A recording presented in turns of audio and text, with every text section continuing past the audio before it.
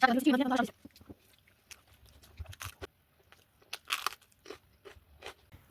আলাইকুম, সবাই কেমন আছেন? আশা করি সবাই ভালো আছেন। আলহামদুলিল্লাহ আমি ভালো।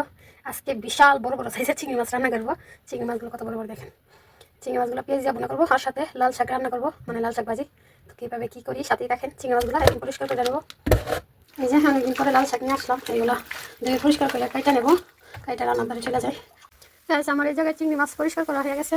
চিংড়ি মাছের জন্য মশলা কষিয়ে নিলাম, দিয়ে দিলাম একটা টমেটো। মশলার সাথে টমেটোটা একটু কষিয়ে নিলাম ভালো করে। এখন দিয়ে দিলাম চিংড়ি মাছ টমেটো মশলার সাথে ভালো করে কষিয়ে তারপরে ঝোল দিয়ে দেবো। লাল শাকের জন্য আমি পেঁয়াজ, শুকনো মরিচ, কাঁচামরিচ, রসুন ভাইজা 3টা চিংড়ি মাছ দিয়ে দিলাম। চিংড়ি মাছ দিয়ে একটু ভাইজা তারপরে শাকগুলো দিয়ে দেবো। শাকগুলো আমি কাইটা কচি করে রাখছি, তারপরে শাকগুলো দিয়ে দেবো।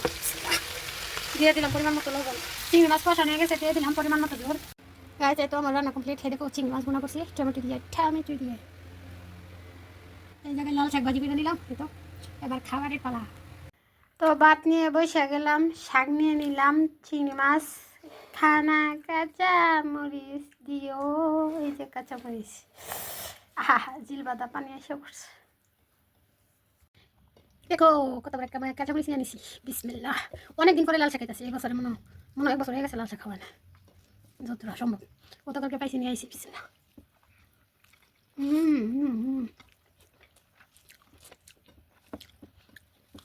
সাথে বাজি করছি চিংড়ি মাছ দিয়ে, তখন তো আরো স্বাদ হয়েছে।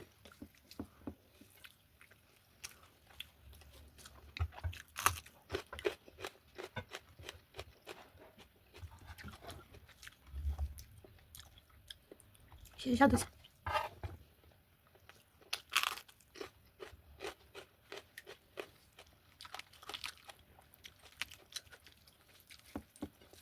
বড় বড় চিংড়ি মাছ, ছোটো চিংড়িতে স্বাদ বেশি, বড় চিংড়ির স্বাদ নাই। বাধ্যতামূলক খাওয়া লাগে। যা হচ্ছে না, আমি ভালো করে খাবো,